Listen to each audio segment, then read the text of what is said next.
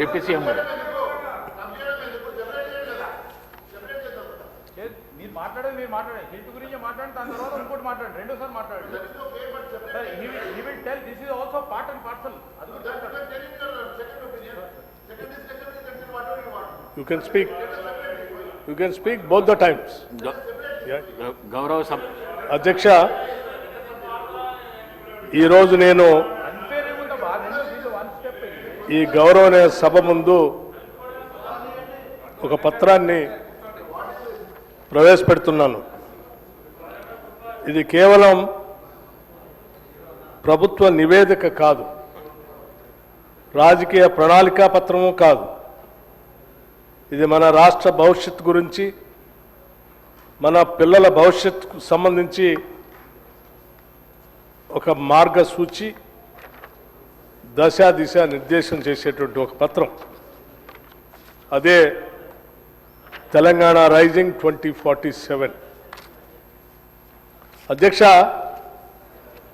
గత కొన్ని వారాలుగా పెట్టుబడిదారుల సదస్సుల్లో మరియు ప్రణాళిక బోర్డుల్లో ఈ దార్శనికత గురించి మాట్లాడే అవకాశం నాకు లభించింది.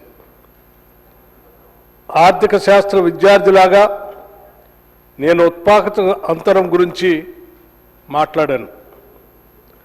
ప్రపంచ సమాజానికి ఆతిథ్యం ఇచ్చే వ్యక్తిగా కూడా మన తెలంగాణ ఆతిథ్యం గురించి మాట్లాడాను.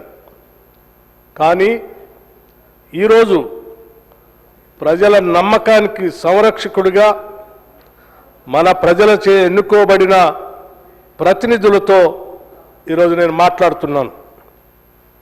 మనం ఒక కీలకమైన మలుపు వద్ద నిలబడి ఉన్నాము. ఈరోజు చారిత్రాత్మకంగా 1991 నుండి ప్రతి దశాబ్దంలో మన ప్రాంతం యొక్క స్థూల రాష్ట్ర దేశీయ ఉత్పత్తి జిఎస్డిపి రెంటింపు అయింది.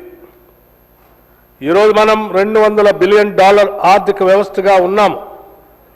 కానీ నన్ను వెంటాడుతున్న మరియు ఈ సభలోని ప్రతి సభ్యుడిని వెంటాడాల్సిన ప్రశ్న ఏమిటంటే, తర్వాత ఏం జరుగుతుంది?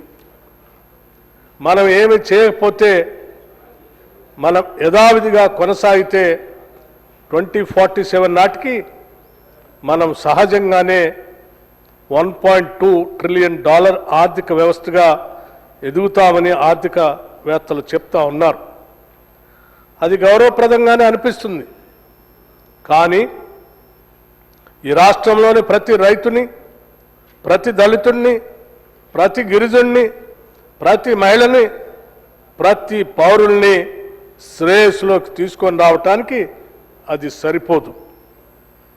ఆ $1.2 ట్రిలియన్ సహజ వృద్ధికి మరియు మనం ఆశించే $3 ట్రిలియన్ గమ్యానికి మధ్య ఉన్న అంతరాన్ని పూడ్చడానికి మనం గతం నుండి ఒక నిర్మాణాత్మక విరామం అవసరం. ఈ పత్రం ఆ విరామం యొక్క విధానాలని వివరిస్తుంది. ఆశయం యొక్క గణితం సార్, ఈ దార్శనికత స్థూల వృద్ధి నమూనా యొక్క కఠినమైన సూత్రాలపై ఆధారపడి ఉంది. ఈ లక్ష్యాన్ని సాధించడానికి మనం కేవలం ఎక్కువ మంది కార్మికులను చేర్చితే సరిపోదనేది చెప్తుంది. మనకు ఒక ఉత్పాదకత షాక్ అవసరం. మేము ఒక కఠినమైన లక్ష్యాన్ని నిర్దేశించుకున్నాం. మా పెట్టుబడి రేటుని జిఎస్డిపిలో 52%కి పెంచటమే దాని లక్ష్యం. దీనికోసం మనం మూలధనాన్ని నియంత్రించే రాష్ట్రం నుండి దానిని ఉత్ప్రేరకపరిచే రాష్ట్రంగా మారాలి. దేశీయ పొదుపులు, విదేశీ ప్రత్యక్ష పెట్టుబడులు మరియు మొదటిసారిగా మా స్టార్టప్ల కోసం ఆవిష్కరణలోని నష్టాన్ని తగ్గించడానికి ఒక ప్రత్యేక ఫండ్ ఆఫ్ ఫండ్స్ మిశ్రమం ద్వారా మేము దీనిని సమీకరిస్తున్నాం. ఒక కొత్త ప్రాదేశిక ఒప్పందం క్యూర్ ప్యూర్ రేర్. చాలా కాలంగా భారతదేశంలో అభివృద్ధి అంటే నిర్లక్ష్య సముద్రంలో శ్రేష్టత ద్వీపాలు అని అర్థం. హైదరాబాద్ అభివృద్ధి చెందుతుండగా మారుమూల జిల్లాలు పైనుండి కిందికి వచ్చే ఆర్థిక ప్రయోజనాల కోసం ఎదురుచూడటం మనం చూస్తూ ఉన్నాం. ఈ పత్రం ఆ నమూనాను మార్పు చేస్తుందని చెప్పడానికి సంతోషిస్తూ ఉన్నాను. మేము రాష్ట్రానికి క్రొత్త ప్రాదేశిక భౌగోళిక శాస్త్రాన్ని పరిచయం చేస్తున్నాం. CURE core urban region economy ORR లోపల మేము నికర జీరో సేవల ఆధారిత మహానగరాన్ని నిర్మిస్తాం. PURE peri urban region economy ORR మరియు రీజనల్ రింగ్ రోడ్ మధ్య మేము తయారీ ఇంజిన్ని నిర్మిస్తాం. ఇక్కడే కర్మాగారాలు, లాజిస్టిక్స్ హబ్లు మరియు బ్లూ కాలర్ ఉద్యోగాలు వృద్ధి చెందుతాయి. ఇక్కడ దాదాపు 30,000 ఎకరాల అద్భుతమైన భారత్ ఫ్యూచర్ సిటీ, ఇది ఆర్టిఫిషియల్ ఇంటెలిజెన్స్ నగరం మరియు ఆరోగ్య నగరాన్ని కలిగి ఉంటుంది. Rare rural agri reason economy regional ring road దాటి వ్యవసాయాన్ని జీవనాధార కార్యకలాపంగా పరిగణించడం మానేస్తాం.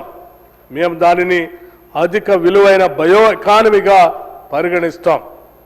ఆహార ప్రాసెసింగ్ మరియు పర్యావరణ పర్యాటక రంగంపై దృష్టి సారిస్తాం. మా వాగ్దానం చాలా సులభం.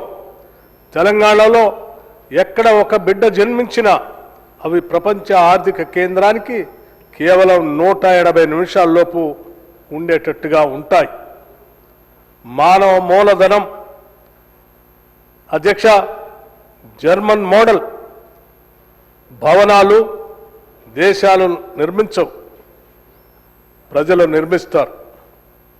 పరిశ్రమ నిరంతరం తమకు ఉద్యోగాలు ఉన్నాయని చెప్తుంది. కానీ మన యువతకు ఆ ప్రత్యేక నైపుణ్యాలు లేవు. ఒక పత్రం ఒక సమూల మార్పుని ప్రతిపాదిస్తుంది. యంగ్ ఇండియా స్కిల్స్ విశ్వవిద్యాలయంలో మేము జర్మన్ డ్యూయల్ సిస్టమ్ ఆఫ్ అప్రెంటిస్షిప్ని అవలంబిస్తున్నాం. విద్యార్థులు తరగతి గదుల్లో కూర్చోవటం మాత్రమే కాదు, వారు 3 నుండి 4 రోజులు షాప్ ఫ్లోర్లో మరియు 1 నుండి 2 రోజులు తరగతి గదిలో గడుపుతారు.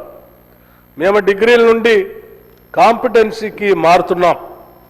ఇంకా ఆరోగ్య ఖర్చుని జిఎస్టిపిలో 8% పెంచడానికి మేము కట్టుబడి ఉన్నాం. ఎందుకంటే అనారోగ్య శ్రామిక శక్తి 3 ట్రిలియన్ ఆర్థిక వ్యవస్థను నిర్మించదు. సమ్మిళిత సంపద 1 కోటి మహిళా కోటేశ్వర్లు. చివరగా సార్ అధ్యక్ష, ఈక్విటీ లేకుండా వృద్ధి కేవలం ద్రవ్యోల్బణం. ఈ పత్రం యొక్క గుండె 1 కోటి మహిళా కోటేశ్వరుల్ని చొరవ చేసుకొని ముందుకు తీసుకొని పోవటమే మా అందరి లక్ష్యం. మేము స్వయం సహాయక బృందాలకు రుణాలు ఇవ్వటం మాత్రమే కాదు, మేము వాటిని కార్పొరేట్ సంస్థలుగా మారుస్తున్నాం. వారికి వ్యక్తిగత క్రెడిట్ స్కోర్లను అందించడానికి మేము వారి తిరిగి చెల్లింపు చరిత్రను డిజిటలైజ్ చేస్తున్నాం.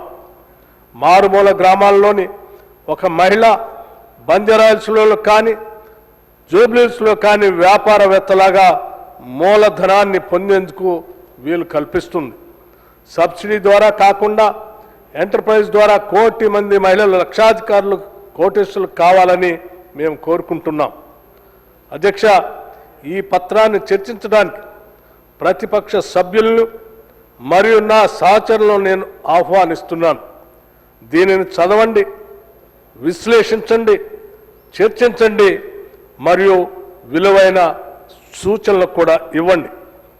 నేను శిఖరాగ్ర సమావేశంలో చెప్పినట్లుగా ఇది ఒక స్థిరమైన ప్రభుత్వ ఉత్తర్వు కాదు, ఇది ఒక సజీవ వేదిక. 2014లో శ్రీమతి సోనియా గాంధీ గారి మార్గదర్శకత్వంలో మనం రాజకీయ తెలంగాణ కలను సాకారం చేసుకున్నాం. 2024లో సంపన్న తెలంగాణ కోసం మనం ఒప్పందంపై సంతకం చేద్దాం. అందుకే గౌరవ సభ్యులందరికీ ఒక విజ్ఞప్తి చేస్తూ ఉన్నాను. ఈ తెలంగాణ రైజింగ్ 2047 అనేటువంటి డాక్యుమెంట్ ఈ రాష్ట్ర భవిష్యత్తుకి, మన పిల్లల భవిష్యత్తుకి, ఈ దేశానికి కూడా అతి ముఖ్యమైనది. అందుకే అధ్యక్ష, ఈ ప్రభుత్వం రాష్ట్ర ముఖ్యమంత్రి శ్రీ రేవంత్ రెడ్డి గారి నాయకత్వంలో ఉన్నటువంటి కేబినెట్ ఈ రాష్ట్రంలో ఉన్నటువంటి అన్ని ప్రభుత్వ కార్యాలయాలకు సంబంధించినటువంటి కార్యదర్శులతో మరియు ఐఎస్బితో మరియు నీతి ఆయోగ్ లాంటి వారితో మరియు దేశంలోనే ప్రపంచంలోనే అత్యున్నతమైనటువంటి నిష్ణాతులతో మాట్లాడి కూర్చి చేర్చి చర్చించి తయారు చేసినటువంటి డాక్యుమెంట్ ఇది. కాబట్టి దయచేసి మీరందరూ దీనిపైన దృష్టి సారించి దీనిపైన తగు సూచనలు సలహాలు ఇవ్వవలసిందిగా విజ్ఞప్తి చేస్తూ ఉన్నాను. గౌరవ సభ్యులు, నేను చెప్పేది మాకు ఇచ్చిన కాగితానికి చాలా తేడా ఉందని చెప్పారు. అధ్యక్ష, నేను మీకు ఇచ్చింది మొత్తం డాక్యుమెంట్ ఇచ్చాను. నేను కేవలం ఎయిమ్స్ అండ్ ఆబ్జెక్టివ్స్ మాత్రమే చదివి వినిపిస్తూ ఉన్నాను. దయచేసి మీ దగ్గర నా దగ్గర కంటే ఎక్కువ సమాచారం ఉంది. దయచేసి దాన్ని పూర్తిగా విశ్లేషించవలసిందిగా విజ్ఞప్తి చేస్తూ ఉన్నాను. అందరూ మాట్లాడిన తర్వాత తప్పనిసరిగా ఈ రెండు అంశాలపైన తిరిగి మీ అందరి ప్రశ్నలకి సమాధానం ఇవ్వటానికి సిద్ధంగా ఉందని ప్రభుత్వం సిద్ధంగా ఉందని తెలియజేస్తా ఉన్నాను. నమస్కారం, ధన్యవాదాలు అధ్యక్ష.